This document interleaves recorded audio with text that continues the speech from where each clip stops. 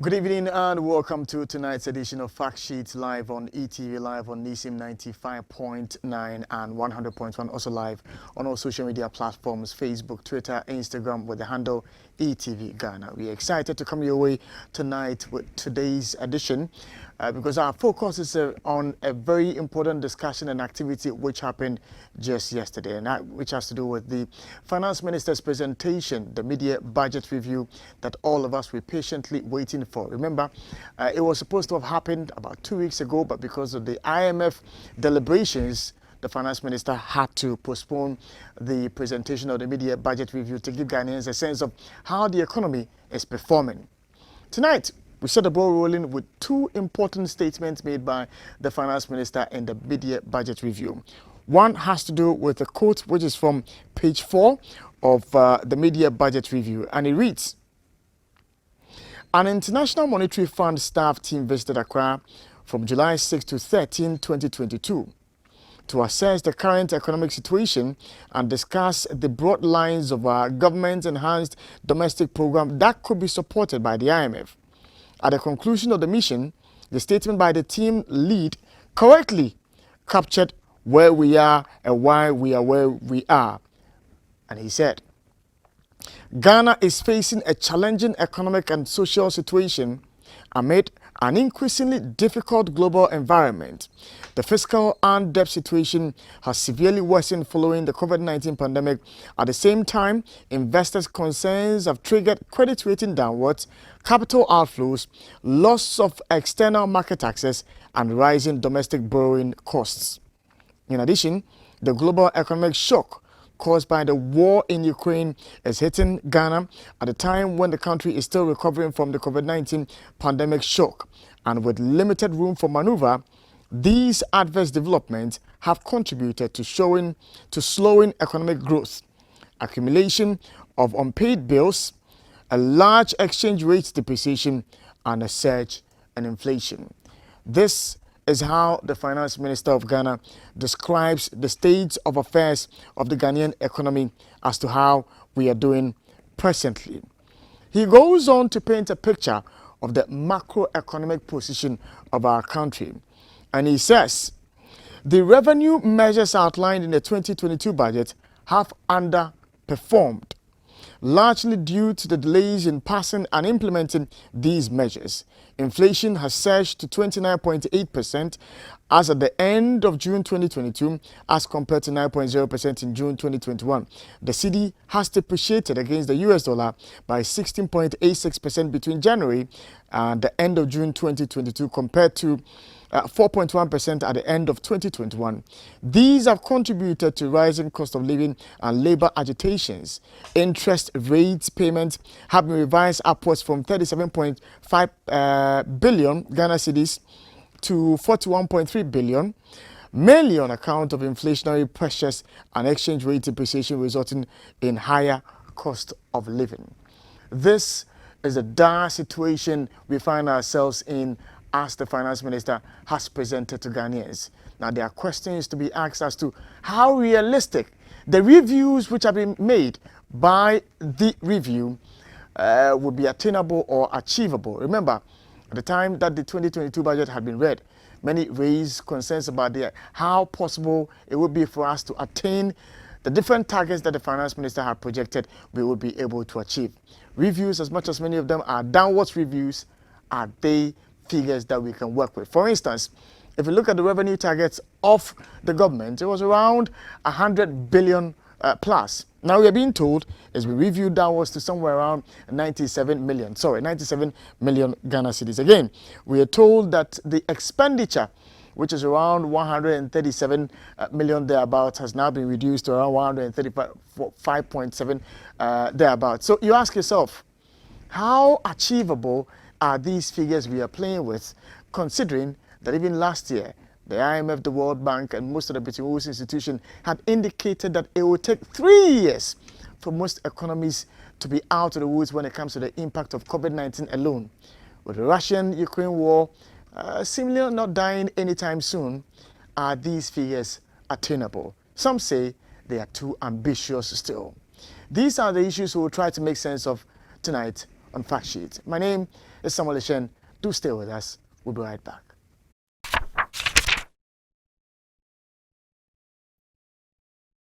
Hey, welcome back to Fact Sheet Live on ETV Live on Nisim 95.9 and 100.1 in Bolgatanga and Tamale respectively. Also live on Facebook, Twitter and Instagram. My guest tonight, Mr. Emmanuel Amwadakwa, who is a chartered economist and partner at CCAT Global. I'm also joined tonight by Dr. Edu Owusu-Sarkodie, economist lecturer at the University of Ghana, to share their thoughts with us tonight on the budget as presented by the Finance Minister. Gentlemen, good evening and thanks so much for joining me tonight. Good evening, Nation. All right, so let me begin with a general question. How would you describe what the Finance Minister presented yesterday? How would you describe it? Some would say, oh, it was more towards austerity. Some would say it was more towards a little bit of spending to allow for stimulation in the economy. How would you describe what the Finance Minister did yesterday? Look. Well, it didn't come with anything extraordinary. The media review was just a normal review that we were used to before COVID struck in the year, of course, December 2019. Specifically with the revision of the figures, the macro figures. First of all, the minister presented to Ghanaians the fiscal performance for the year 2021. Remember that at the time he was presenting the main budget for 2022, 2021 had not ended. So now he had the full figures to be presented about the year 2021. Then secondly, he talked about the developments in the global economy and how it's affecting Ghana. And then revised accordingly the fiscal figures, revenue expenditure, and also the macro figures, GDP, interest rate, inflation, exchange rates, and all that. So he was quite realistic. He was truthful with the facts. The fact that the Ghanaian economy is suffering from what I call the three. You know, Dr. Bawumia divided into four, but I will divide it into three. Here, we have the effect of COVID. COVID has not run away from us, it's still with us. Secondly, the effect of, or the impact of the war, you know, because of trade with those countries, fertilizer, iron ore, name them, wheat. Farmers are not getting all these inputs, producers are not getting all these inputs for production. And also we have our own internal problems, Ghanaian problems. The exchange rate is a Ghana problem, it's not any war, it's not any COVID. The production, the PPI, the producer price index, is very high. It gives you a clear indication of Ghana's own internal problems with regards to production, storage, transportation, and marketing. So from the point of production to the point of consumption, there's a problem. There's an internal problem. And we are seeing how free SHS, the senior high schools, are not getting food to eat. And all this is, we cannot blame the war for that. We cannot blame COVID for that. It is our own internal problems. So I think overall, the minister was just truthful. He was straight to the point. He told Ghanaians what the problem is. I was expecting more on the program or the policy that they were going to present to IMF, for IMF to give the technical and financial support. I didn't see that. But we must give him the benefit of the doubt. Perhaps they are still at the negotiation stage. They haven't gone far with the negotiations. So maybe when they finish the negotiations, he will be able to present to Ghanaians what the program is. Because if you remember, he made a statement that in 2 years, they are trying to turn things around. And so that statement cannot be vague. It should be hinged on something. You cannot just wake up and say, I want to turn things around. With what? So the tools with which they would turn things around wasn't presented. And so perhaps that is what is going to be in the documents that they will present to the IMF. Remember that for all these years, we have been talking about the IMF giving Ghana stability. Any economy, any country that goes to the IMF will give you stability. What you do with the stability is up to you. Maximum 3 years, they will leave your country, and then they will not tell you to construct road, they will not tell you to get a potable water running. They will not tell you to get the lights on. They will not tell you so many things. They will give you the stability and they will leave you. So I'm sure the proper program that they will use, they will leverage on the stability to implement wasn't there in the media budget. I didn't see it. Maybe it was there, somebody saw it. I haven't seen it.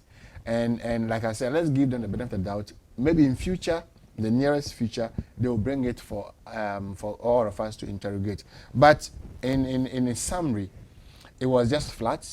It was a normal thing. The revision of figures, most of the figures were revised downwards because of the three problems that I've mentioned: the war, COVID, and our own internal problems. He did not seek supplementary estimates, no extra appropriation, because there was no extra revenue for him to spend, so no extra appropriation. I think the minority raised questions about the quantitative easing, where they felt the Bank of Ghana might have printed money to support or to finance government deficit. I was just reading the response from BOG. BOG is saying that is not the case. The amount that the minority is quoting is from one, the government bonds with the Ghana Commercial Bank, and two, the SDR, the special drawing rights, and three, the overdraft. You know, I have spoken to a former governor and he said that the government, as a customer of the central bank, can ask for overdraft. And we are talking about overdraft of about 11 billion Ghana cedis. Okay. So it's a normal practice that the government can say, okay, just like you and I can go to our commercial banks, you know, and say, well, I don't have money, but just give me an overdraft. Maybe in future I'll get the funds to pay. So that's what the government did. And I think the clarity is there now that it wasn't any extra printing, it wasn't any extra quantitative easing agenda of the Bank of Ghana. It was just the commercial bonds, the SDR, and overdraft that the government held. And I think that there's clarity in all that. But moving forward, I want to see the document that will be used to turn things around. We all wait to see what will be presented to us, but some have described even now the measures which have been put in place as still ambitious. Do you share that view? Thank you very much. The measures put in place, it stems from the original budget. And at the original budget, some of the projections then, some of us felt that some of the targets were so ambitious, especially with revenue. So in 2020, your revenue, in 2021, you estimated about 72 billion. And in 2022, the estimate was about 100 billion. I think it was too, ambitious. Also looking at the measures you have put in place to rake in that additional revenue to hit that 100 billion. So I think that was very ambitious. Hence, we've seen the media figures telling us that the revenue lines are not performing well. Hence, the need to review. And so I believe that in as much as there is a lot of ambition in terms of the revenue side, the expenditure side, because of the level of rigidity in the budget, there's not much that can be done. And as you rightly said in your introduction, interest payment allocation has gone up from 37 to about 41 billion. More so, 15% COLA is also going to add. The figures that they are putting out is around 4.6 billion. From original, 35 billion, which was allocated. It means that you're going to have higher expenditure. But what happens on the other side to balance the figures to bring your deficit down? So that would be my initial comment about that. Now, let's stay with the figures you are playing with. Yeah. The 100 billion, which has now been decreased to 96. Yeah. And then the expenditure side, which is around 137, that is around 135 now. Yeah. Now, considering that the government had banked its hopes on the e-levy, and seeing how the e-levy has performed now, we all have heard about the government's struggle to raise revenue from other sources, from the international market. Now it's become a problem because of the, ratings where we are now, the Fitch, the S&P and Co, where they put us. So it becomes very difficult. Even if we are going to get, the interest component is going to be very high. Very high. Yeah. And so that's also not an option. Internally too, it's become difficult. Yeah. With monetary policy rates around 19% now, I ask, is this not too ambitious still? The figures government is playing with? Well, let's see what happens. the government has successfully been, or Parliament has passed the Fees and Charges Act to increase government fees by 15%. We are yet to see the, I'm yet to see the exact revenue target for that. And more importantly, the tax exemption bill has been passed. There was a report that said that we've lost in excess of 5 billion in 3 years in terms of tax exemption. So I expect some savings to go in there. And also on the savings side, according to the minister, renegotiation with the IPPs has also saved us about 13.2. And so those are all savings that I think it will be able to, cushion the figures for us to, more importantly, if we know we are going to miss the target, because the Fiscal Responsibility Act says you shouldn't do more than 5% of GDP in terms of budget deficit. Even with this revision, we know that we are going to miss it, but by what percentage? So that going into the medium term, we'll be able to meet the target that has been set by the law for Ghana's macroeconomy. Now, we hear the overemphasis on the engagement of the IMF. And I am looking for the document because I remember I chanced upon it sometime when it had initially been released. I'll look for it and share it with our viewers. But if you look at the document that the IMF, after it had engaged the government of Ghana, the release it put out there, it's very, very instructive. Now, I think I found it. Let me try and read a bit of it. I'm looking for that statement. I'm looking for it. But if I'm hoping that I'll find it. But if you look at that release, you realize that the IMF's first paragraph, the statement, is a disclaimer. It talks about how the engagement between the government officials of Ghana was done by staff of the IMF, which necessarily does not translate into the board of the IMF necessarily being okay with whatever findings that are going to be brought to them. That's the first paragraph of the IMF statement. I'm looking for it. When I find it, I'll share with us. Yeah. Now, we are told that next year, God willing, is when we are going to see some major movements between us and the IMF, and whether even we are going to have any money. Because I listened to because I listened to the country rep, and he wasn't sure of when the processes are going to kick in and whether we are going to get something from the IMF at all. So I ask, if it's going to take, let's say, next year, for us to conclude all our dealings with the IMF for some money to come in, between now and then, how should government conduct itself? For me, I was expecting a higher or major reduction in the expenditure plan of government. Yeah. For instance, I was asking myself, okay, you have already made it obvious to Ghanaians that your expenditure plan now is become derailed as a result of your revenues not coming in. And so a project like, let's say, Agenda 111, we are not going to be able to do the 111, and so we can be able to do 20. No. It eases the burden on government in terms of its projections with respect to expenditure. There are other programs that government has been embarking on that Ghanaians know the reality now. And so one would have expected that the expenditure plan would have been lower than the 135 we are talking about now. Or I'm getting things wrong.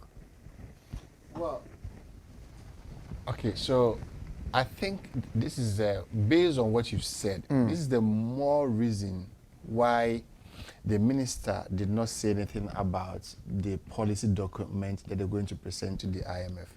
Perhaps, like I said in my introduction, they are not sure, they are not certain, they have not concluded on certain matters before. The negotiations with the IMF, the starting point has always to do with the data sharing.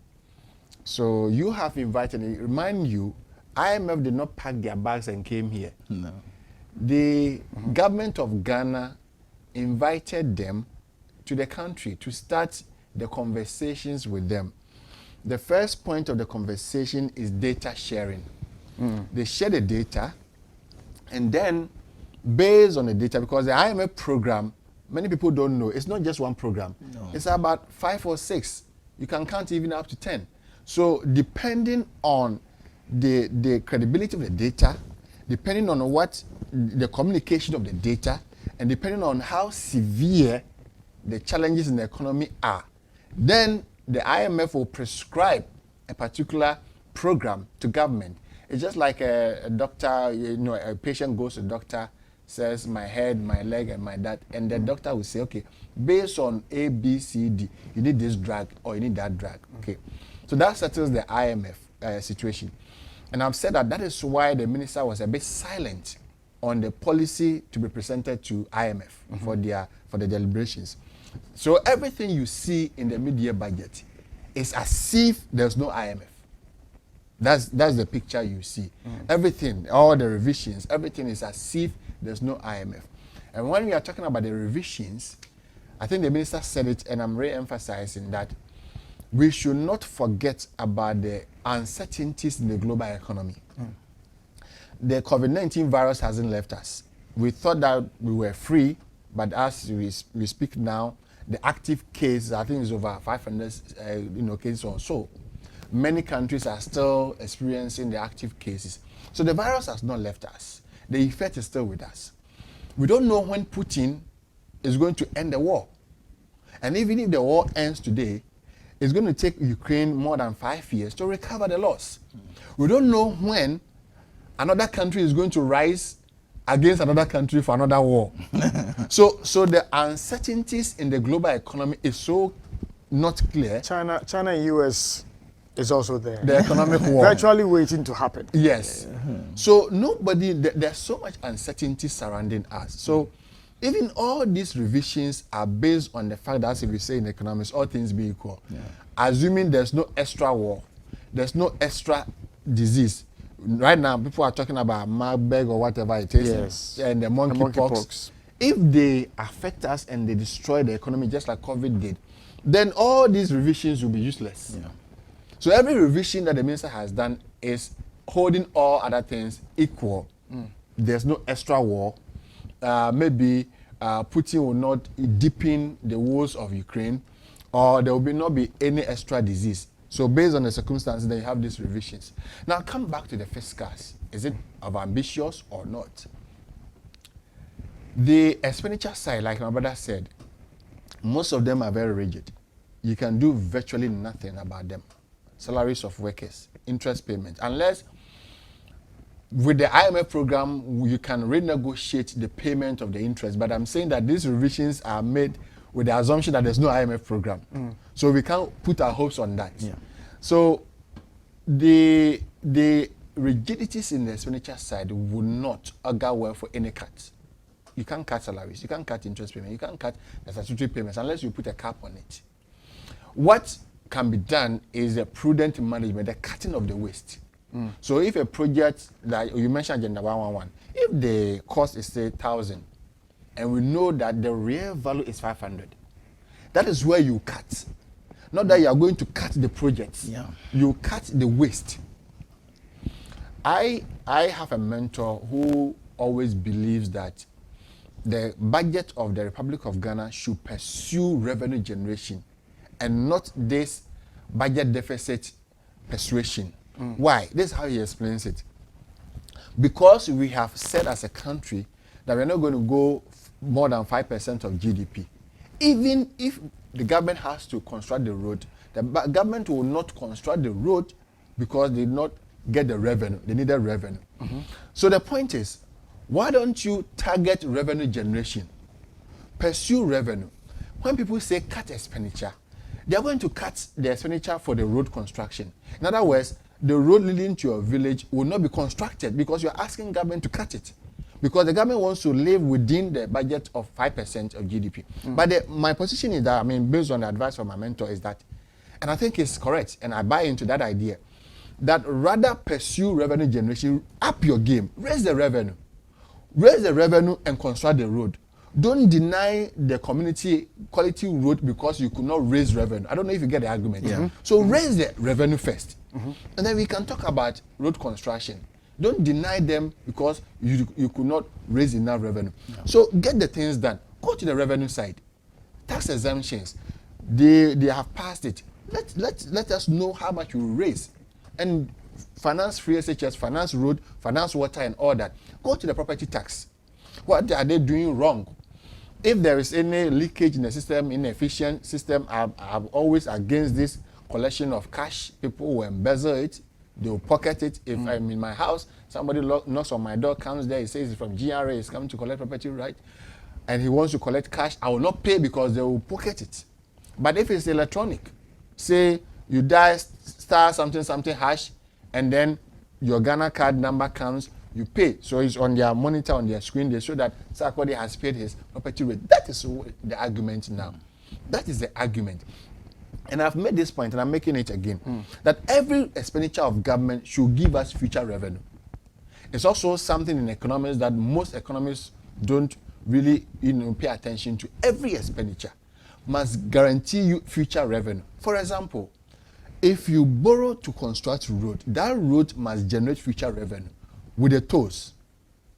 If you borrow to finance whatever education, that education should increase the productivity of the citizens, so that they can pay income tax for future income.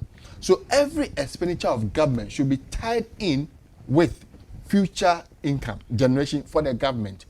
So the gap between revenue and expenditure, for me, the best solution, don't look at the expenditure side of cutting them, go to the revenue side, up your game, raise it. This thing that GRA will come and tell us that they have overperformed and all that, I mean, I don't want to subscribe to that.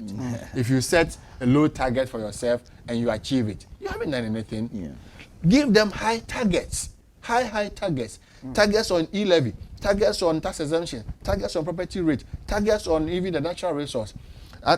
Give them the high targets, and then once you have the revenue, you can perform all that you want to perform. Let me say something about the e-levy. In fact, before the mid-year presentation, I felt the e-levy would be reviewed, but the minister was silent on that, and I now understand why he's silent. He's silent because the e-levy has been in place for just 2 months, and then July is now ending. So after July, just 3 months. 3 months is not enough to assess the performance of a tax policy, in my view. It's not enough. So maybe he needs, by the end of the year, to assess the situation, to see, based on their projections, they said that there will be about 24% drop in the mobile money transactions. And that noise, which I call the noise, that 24% hasn't gone yet. So still it is, bouncing. So until that dust is settled, we may not know the true performance of the e-levy. But if you watch the research work that I believe Imani did, it's beyond the 24% projection, the simulation they did, that they felt 24% of Ghanaians were going to go out of the system. It's more than that. So then that's where the danger is, as in its ability to pick up to even reach the point where the 24% window is what we are working with. Let me clarify that before my brother comes in. There is a ratio, numerator over denominator. Perhaps they picked only the 60%. Remember that 40% of transactions, according to government, are all transactions less than 100 cedis. So they exempted them. So if you exempt it, the base drops. So if you are using the 60%, you use those who have stopped Momo because of the e-levy. You do it over the 60%, you're going to get a high ratio, more than the 24%. But if you include the 40%, then the ratio will drop. So perhaps the government used 60 plus 40 as the denominator to calculate the 24%. And perhaps, I'm saying perhaps because I don't know how the Imani calculated this. So perhaps Imani used the drop over only the 60%. So when your denominator falls, I think the whole thing increases, the ratio increases. Indeed. So that's where it is coming from. And again, I think I come back to my point. Let the dust settle. The dust has not settled around e-levy at all. It hasn't settled. So let the dust settle around e-levy. Maybe by the end of the year, it might have traveled like 9 months or so. Then we will know the true performance.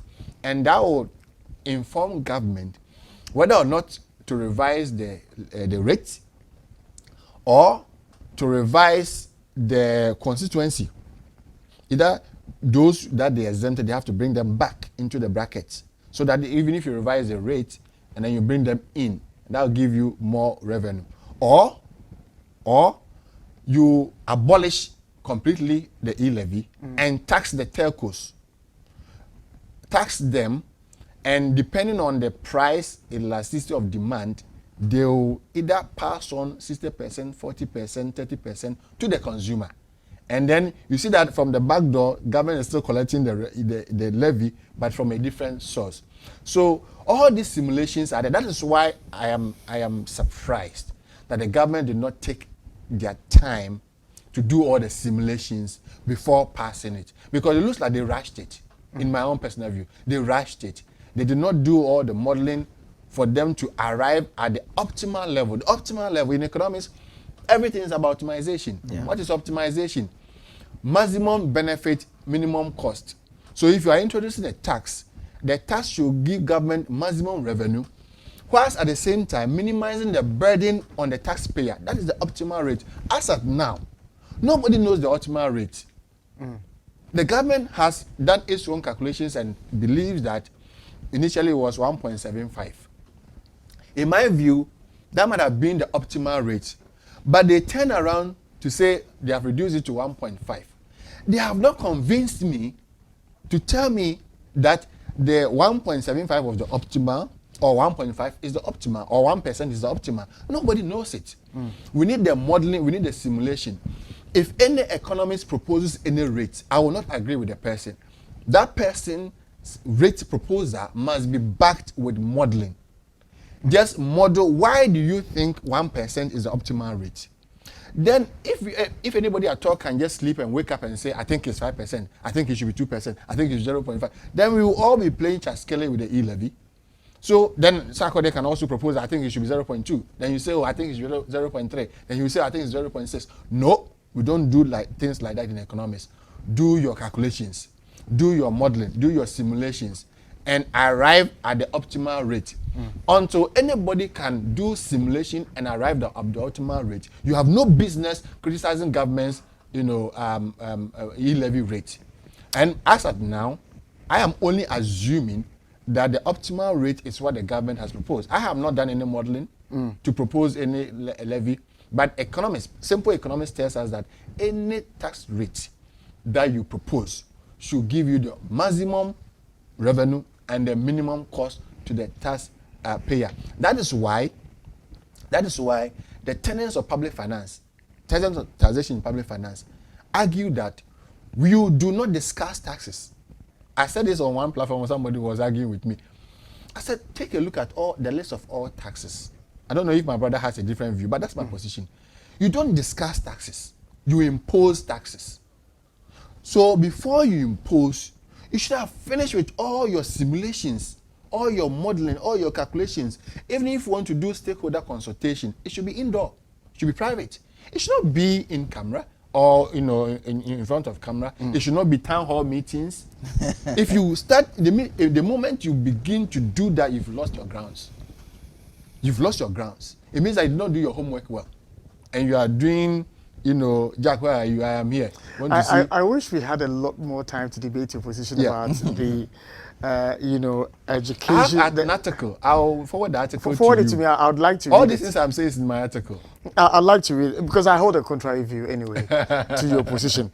But I would want for us to go for a breather. When we come back, I'll come to you because you finance folks tell us that everything about the economy is interwoven. And therefore, if taxes and other factors are driving inflation, inflation is also pushing hardships on the people.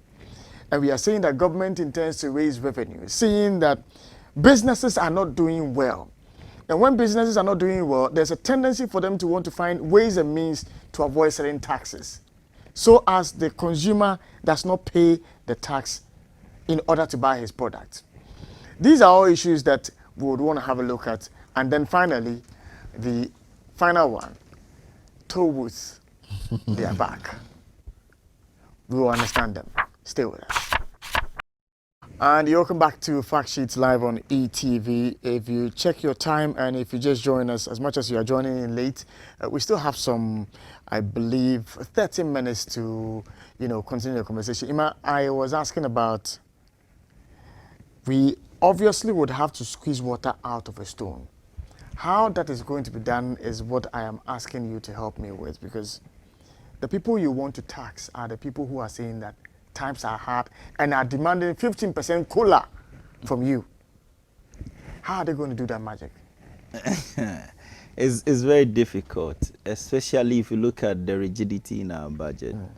If you look at the projection in the original 2022 budget, interest payment, you're going to spend about 37 billion, which has gone up to even 41.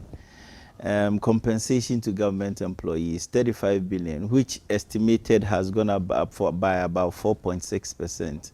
What about the other expenditure items? You look at the goods and services and all the other capital expenditure. That is where maybe we would want to cut and postpone certain capital projects into the future.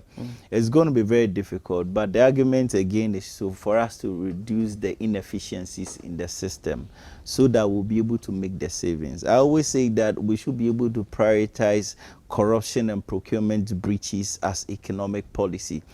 Each and every year, the Auditor General produces a report that reports on financial irregularities in our public sector and look at the corruption that is also in the system. That is, when you're able to reduce these wastages and inefficiencies, then you'll be able to make some savings. On the revenue side, the long-awaited tax exemption bill has been passed. Let's look at the savings that will be able to come in. Indeed, the government has also increased their fees and charges. Let's look at the percentage there in terms of the revenue that is going to make. But they're also going to come at cost to businesses and then individuals. So these are very hard times, but you should start from the expenditure side. How do you reduce the inefficiencies, the wastage in the system, so that you'll be able to make some level of savings to cushion your revenue? Conspicuously missing in the presentation was how much had accrued to us as a result of government putting an embargo on its ministers and then state officials. Yeah. The, what do you call it? Yeah. The fuel cut, Yeah. the travel cut, Yeah. the salary cut. How much has accrued over the period? The finance minister should have told us that. It is, so that it's not just talk. Yeah. But would have seen that this is how much is yielding. Sure, it is surprising because at the time in March, you mentioned a raft of measures to bring down your expenditure. At some point, even figures bandied around was to cut expenditure by 20%, which I think it was not possible because of the rigidities again in the budget. So if you have been able to implement some measures since March, let us know the gains that have been made. Then going forward, what can we also do again? Maybe you have to start discussing Article 71 holders, the level of education, because this is the timing of the country and looking at the level of budget deficit and then the ballooning public debt. I think these are conversations, albeit it is hard, but we should be able to have success conversations so that we'll be able to cut down on some of the things that we are doing in the present. Any of you can pick this final one for me. Policy rate at 19%. It's been maintained. Yeah. Yes. Yeah, it's been maintained. So I was thinking that the initial jump was to ensure that it checks inflation. Yeah. But inflation is still running. And so I'm trying to make sense of the stay of, the policy rate at 19%, seeing that still inflation is still running and the factors that are driving inflation are still running. But the rate of jump of inflation rate around 27 to 29%. So it means that as compared to the previous month, the rate of increase is marginal. Yeah. And if you also have to look at its impact on lending rate, government has said that if lending rate have been trending downwards. It came up to about 23%, but it's rising again. So you also, in economics, solving one problem, if you are not careful, you are creating another problem. That is why you look in public policy, you look at the policy option that will give you the maximum benefit whilst reducing the cost. And so maintaining it at 19%, it is right. But more importantly, we should be able to disaggregate the figures of our inflation. What is causing our inflation? Is it demand pull or cost push? Then we'll be able to diagnose the policy, the kind of anomaly, and so that we'll be able to prefer solution to it. And I believe that if you look at the major drivers of inflation, food, transport, for transport, there is limited, action what we can do as of now because of the crude oil prices on the world market are so high, which is influencing the export prices on the market. But this is also not the time that government will want to touch the levies and the margins on it. But what we do?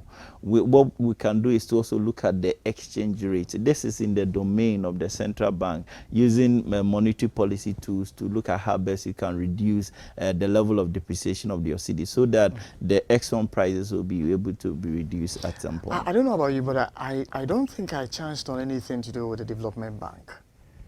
He mentioned. Yeah, in passing. Yeah. Okay, in passing. Yeah. Because there's a section on it. Because I was monitoring keenly to hear how the role that the development bank is going to play in all this. Yeah. To ensure that private businesses have access to cheap, funds in order to grow. Seeing that the universal banks are staying their interest rates at the 25, 26, 27, 28 and co. Yeah. And so with that of the DBG, it would have been easy for businesses to access some cheap loans to build themselves. But maybe I didn't pay much attention to that. And going through the documents, maybe I didn't pay that much attention to that. But can it have a role to play? Seeing the structuring of the development bank, can it have a role to play in all this? Yeah, obviously. I mean, everything has to do with financing. Yeah. Whatever project you want to do, you need some level of financing from government. And I think you tie that one in with the PPP arrangements that he has been mentioning, from road to whatever project that they want to do. You ask the private person to make his part payment. You, the government, you must also find your way to provide funding. So the development bank has a huge role to play. It can act as an individual, a private entity to getting some shares, getting bonds on its own balance sheet without necessarily passing it on to the central government. So yeah, it has a bigger role to play in turning things around, especially when the minister said the government wants to turn things around in the coming 2.5 years. Yeah. Ghanaians voted for President Kufuor, and his term expires in 2024. And so I think the president would have to do something to leave a legacy for before he departs office. So the Development Bank, I'm sure, will play a key role in the policy that they will present. And in this media review, it's a bit flat. Not so much expected. So I'm sure the documents that will come later, it will have a major role to play in this one. But let me also say something about the policy rate. As for me, I expected the maintaining of the rate because inflation rate is still high. Budget deficit has gone beyond 5%. So you didn't expect the policy rate to drop. At the same time, you didn't expect the policy rate to increase because of the effect on lending rate and government bonds and treasury bills and all that. So maintaining it at 19% was expected, especially when you don't know what the IMF negotiations will do, whether things will slow down, the exchange rate will stabilize, that stability, that the purported stability that they expected from the IMF negotiation. So I think that the BOJ did a good thing to maintain it and to see what happens in the market before they respond again. The inflation that they first look at before they set the policy rates, of course, amongst others, the inflation rate has gone up. But as he said, the rate of increase has also slowed. Because you look at the month-on-month, it is dropping. Yeah. So if there's a rising inflation, you have increased the policy rate, you are seeing some marginal results. What do? You pause and wait for some time to see what happens to it before you go and again. The second point on the policy rate, as we all know, the available tool to the bank, I mean the central bank, to fight inflation is to just use the policy rates. That's all. They have no control over the stock, the storage facilities. They have no control over fuel prices. They don't control price of fertilizer, all the inputs used for production. They have no control over marketing, whatever it is. All the cost push factors that are driving inflation now. The central bank has no control over that. So if you have any questions, you should go and ask the Minister of Finance. Go and ask the Minister of Agri. Go and ask the Minister of Trade and Industry, the Minister of Employment. They are the players in the real sector. And it is their sector that is causing the inflation, not the central bank. The central bank can do virtually not so much about the current inflation. So all that they can do is what they are doing. And whether it's successful or not, they have done their part. That the fiscal side, they must also discipline themselves. Yeah.